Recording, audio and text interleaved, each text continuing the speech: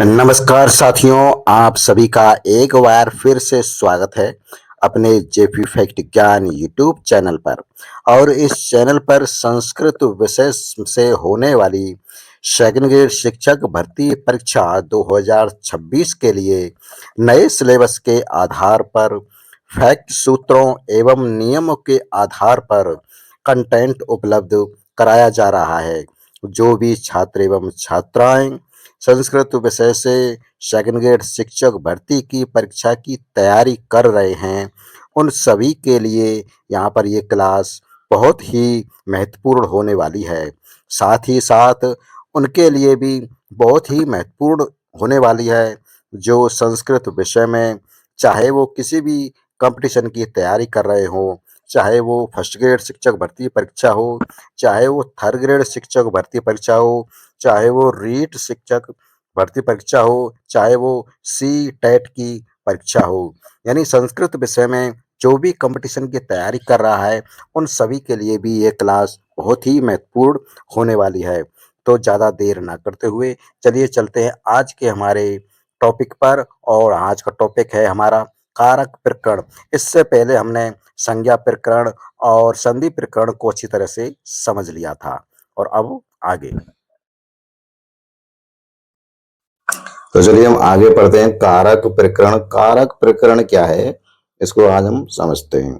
तो कारक किसे कहते हैं, कारक जो है ये सभी शुरू से पढ़ते आ रहे हैं कि कारक किसे कहते हैं। तो आज हम एक बार इसको देख लेते हैं, स्पष्ट कर लेते हैं कि कारक कहते हैं। इसमें लिखा है कि क्रियाम करोति निर्वर्यति कारकम। क्या कह रहा है कि क्रियाम करोति, जो क्रिया को करता है, अर्थात क्रियाम करोति निर्वर्यति कारकम। आपसे सीधा सीधा जो है क्रियाम करोति निर्वर्ति कारकम, आपसे सीधा सीधा संस्कृत में ऐसी पूछा जा सकता है कि क्रियाम करोति निर्वर्यति है, निर्वर्यति इति का, निर्वर्यति इति का। तो जो क्रियाम करोति निर्वर्यति इति, इसको क्या कहा गया है, तो इसको क्या कहा गया है, कारक कहा गया है। तो क्रियाम करोति निर्वर्यति इति कारकम, अर्थात जो क्रिया को क्या हो, जो क्रिया को सिद्ध करे या क्रिया को करने में, या जो क्रिया को सिद्ध करे या क्रिया को निष्पादन करे, उसको क्या कहते हैं, कारक कहते हैं। क्रियाम करोति निर्वर्यति, निर्वर्यति जो सिद्ध करता हो, यानी क्रियाम करोति जो क्रिया को करता हो, और निर्वर्यति इति कारकम जो क्रिया को क्या करता हो, निष्पादन करता हो, जो क्रिया को सिद्ध करता हो। क्या करता हो, जो क्रिया को सिद्ध करता हो या जो क्रिया को निष्पादन करता हो, उसको क्या कहेंगे, कारक कहेंगे। और आगे है क्रियान्वय कारकम अन्वय। और क्या कहेंगे, कारक को क्या कहेंगे, क्रियान्वय, सीधा सीधा है क्रियान्वय कारकम, अर्थात जो क्रिया का क्या करता हो, अन्वय करता हो, अर्थात जिसका क्रिया के साथ अन्वय हो, जिसका क्रिया के साथ क्या हो, अन्वय हो। क्रियान्वय कारकम अन्वय, है ना, क्रियान्वय कारकम अन्वय, यानी जिसका क्रिया के साथ क्या हो, अन्वय हो, उसे कारक कहते हैं। क्रियान्वय, क्रिया के साथ जिसका क्या हो, अन्वय हो, उसको क्या कहते हैं, कारक कहते हैं। तो क्रियाम करोति निर्वर्यति इति कारकम, यानी जो क्रिया को करता है या जो क्रिया का निष्पादन करता है या जो क्रिया को सिद्ध करता है, उसको क्या कहेंगे, कारक कहेंगे। और दूसरा है, इसको और सरल शॉर्टकट में समझें तो जो को क्रियान्वय कारकम अन्वय, अर्थात जो क्रिया का अन्वय, जिसका क्रिया के साथ अन्वय हो, जिसका क्रिया के साथ क्रिया के साथ क्या हो, अन्वय हो, उसको कारक कहेंगे। तो सीधा सीधा यहाँ पर ये इसका कारक का मतलब यही है।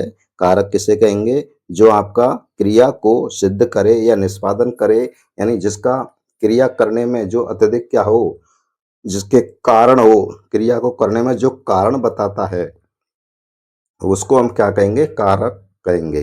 तो क्रियाम करोति निर्वर्यति इति कारकम, जो क्रिया को करता हो या क्रिया को निष्पादन करता हो या जो क्रिया को सिद्ध करता हो, उसको हम क्या कहेंगे, कारक कहेंगे।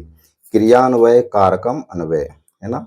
और जिसका क्रिया के साथ अन्वय हो, अर्थात जिसका क्रिया के साथ अन्वय हो, संबंध हो, उसको क्या कहेंगे? कारक कहेंगे। क्या कहेंगे? कारक कहेंगे। तो यहाँ पर ये कारक जो है क्या है वो स्पष्ट हो चुका है ना, जिसका क्रिया के साथ संबंध होता है उसको हम कारक कहते हैं, सीधा सीधा यहाँ पर ये है।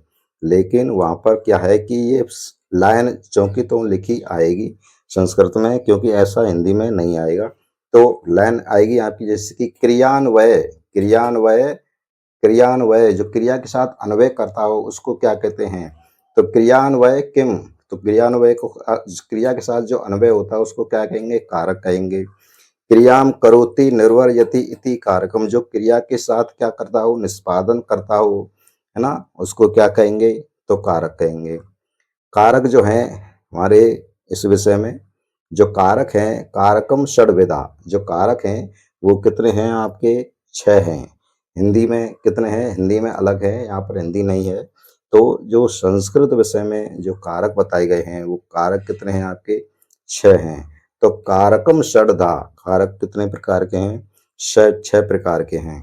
कौन कौन से? कर्ता, कर्म च, करण च, संप्रदान च, तथा एव च।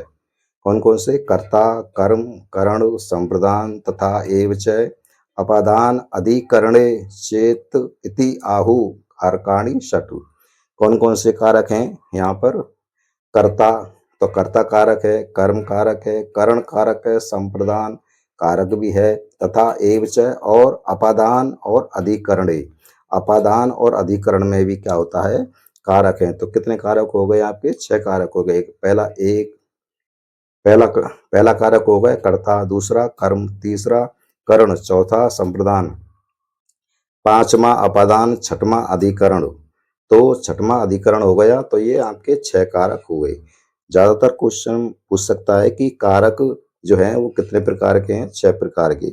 लेकिन जो संबोधन है वो संबोधन जो है, संबोधन को आपका कारक क्यों नहीं माना है? क्योंकि संबोधन जो है वो प्रथमा व्यक्ति में आता है, और प्रथमा व्यक्ति किस में आ जाती है? कर्ता में आ जाती है। इसी इसी तरह से हम उसको संबोधन को क्या है कि जो आपका कारक है वो नहीं माना गया है। तो इस तरह से जो कारक है वो किसे कहते हैं? जो क्रिया को सिद्ध करे, जो क्रिया को क्या करे? निष्पादन करे, जो क्रिया को सिद्ध करता है उसको कारक कहते हैं। और कारक जो हैं वो 6 प्रकार के होते हैं। तो कितने प्रकार होते हैं? 6 प्रकार के, जिसमें पहला प्रकार आज समझ लेते हैं, स्पष्ट कर लेते हैं। पहला जो कारक है वो होता है कर्ता कारक। कर्ता कारक होता है, कर्ता कारक किसे कहते हैं? जिसका संबंध, जिस क्रिया का संबंध, है ना, क्रिया का संबंध जब किससे होता है? कर्ता से होता है। तो वहां पर क्या होता है? कर्ता कारक होता है, क्योंकि क्रिया को करने वाला कौन होता है? कर्ता होता है। तो जब क्रिया का संबंध सीधा सीधा कर्ता से होता है तो वहां पर कौन सा कारक होता है? कर्ता कारक होता है। और कर्ता कारक में क्या होती है? हमेशा प्रथमा व्यक्ति होती है। कौन सी व्यक्ति होती है? प्रथमा व्यक्ति होती है। प्रथमा व्यक्ति और प्रथमा व्यक्ति के जो नियम है वो आपके यहाँ पर 2 सूत्रों के माध्यम से दर्शाया गया है। प्रथमा व्यक्ति के कौन कौन से नियम हैं उनको 2 सूत्रों के माध्यम से दर्शाया गया है। पहला सूत्र है प्रतिपादिकार्थ लिंग परिमाण वचन मात्रे प्रथमा। यह क्या कह रहा है कि प्रातिपदिकार्थ लिंग परिमाण वचन मात्रे प्रथमा, है ना। प्रातिपदिकार्थ, प्रातिपदिकार्थ में, लिंग में, परिमाण में और वचन मात्र में प्रथमा होती है। संबोधने च और संबोधन में प्रथमा होती है। तो जहां जहां भी प्रथमा होगी वहां पर कौन सा कारक होगा? आपका कर्ता कारक होगा। अब इसको स्पष्ट रूप से समझते हैं कि प्रातिपदिकार्थ क्या है, लिंग क्या है, परिमाण क्या है और वचन मात्र क्या है। इसको हम स्पष्ट देखते हैं।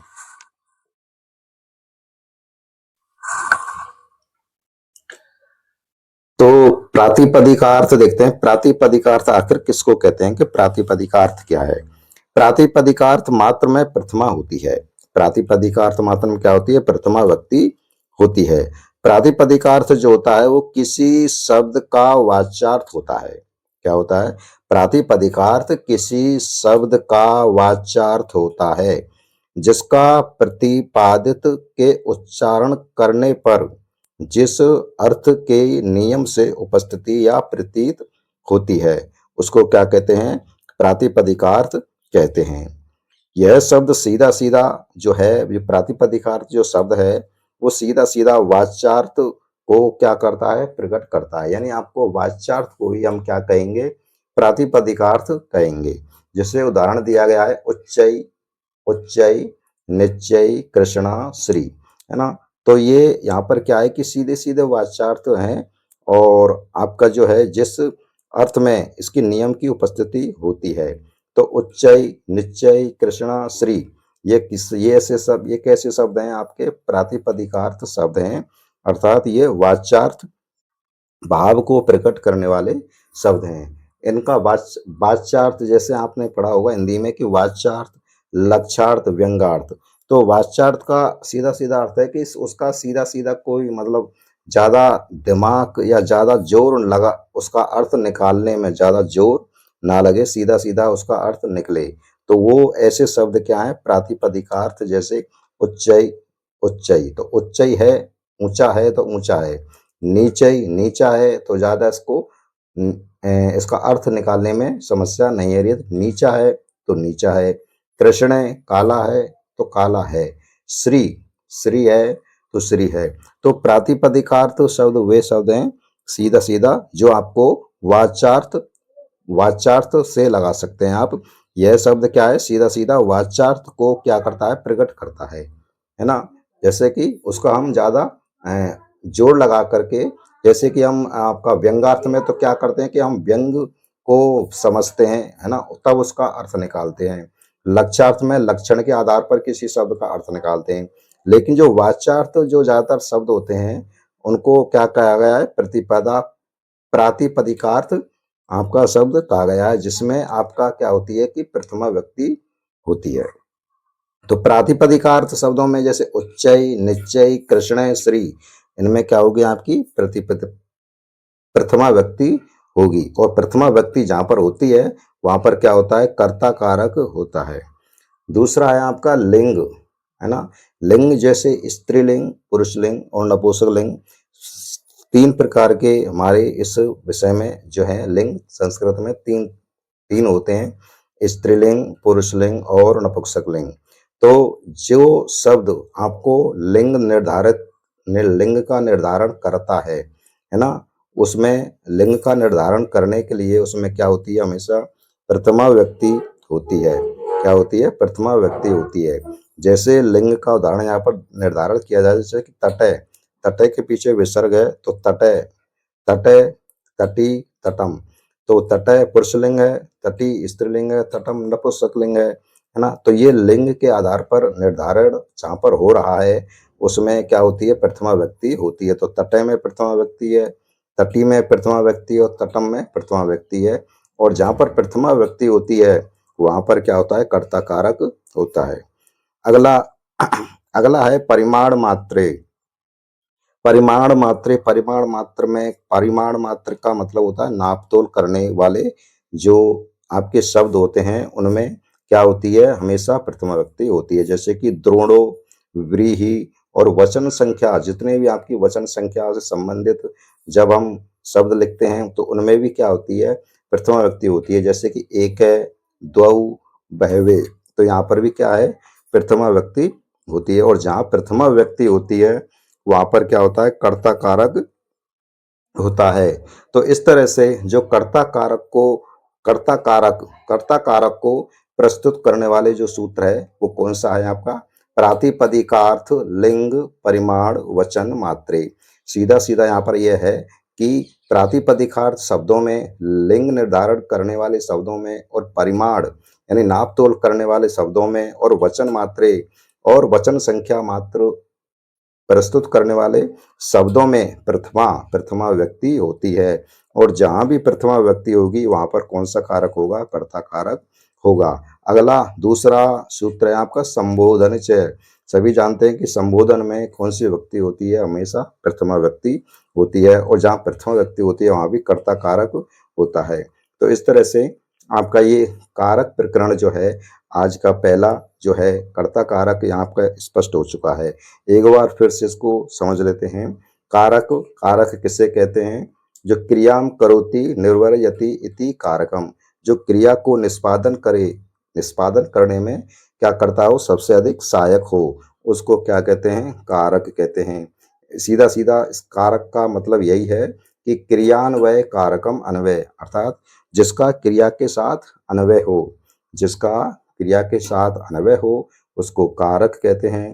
कारक जो होते हैं संस्कृत विषय में वो आपके 6 प्रकार के होते हैं। कर्ता कर्म च करण च संप्रदान तथा एव च अपादान अधिकरणे चेत इति आहु कारकाणि षट्। तो इस प्रकार से ये जो है 6 कारक की जो आपका श्लोक है वो यहाँ पर दिया गया है। और इसमें पहला कारक यहाँ पर स्पष्ट हो चुका है कि कर्ता कारक क्या है। कर्ता कारक जो होता है वो हमेशा क्रिया को जो करने वाला होता है उससे संबंधित होता है। कर्ता कारक में हमेशा पहचान यही है कि हमेशा कर्ता कारक में क्या होती है, प्रथमा व्यक्ति होती है। जहाँ भी आपको प्रथमा व्यक्ति दिखाई दे तो आपको बता देना है कि वहाँ पर क्या है, कर्ता कारक है। तो कर्ता कारक को स्पष्ट करने वाले जो सूत्र हैं वो आपके दिए गए हैं। प्रातिपदिकार्थ, लिंग, परिमाण और वचन। वचन मात्रे, तो वचन मात्र में क्या होती है, प्रथमा होती है। संबोधन में भी क्या होती है, प्रथमा होती है। इस तरह से यहाँ पर प्रातिपदिकार्थ के उदाहरण दिए गए हैं कि उच्चई, निच्चई, कृष्ण, श्री, है ना। तो इनमें क्या है, जिस प्रकार से उच्चई है, ऊंचा है, नीचा है, काला है, इस तरह से ये क्या है, प्रातिपदिकार्थ हैं जो प्रथमा व्यक्ति से क्या किए जाते हैं, प्रस्तुत किए जाते हैं। लिंग, लिंग में लिंग का यदि हम निर्धारण करते हैं तो उसमें भी हम प्रथमा लगाते हैं। जैसे तटय, तटी, तटम, कि तटय पुरुष है या तटी स्त्री है। इसी तरह से परिमाण, परिमाण मात्रे, है ना, परिमाण मात्र में भी नाप तोल के वाले शब्दों में भी क्या होती है, प्रथमा होती है। और वचन संख्या वाले शब्दों में भी क्या होती है, प्रथमा व्यक्ति होती है। तो एक है, दो, वह।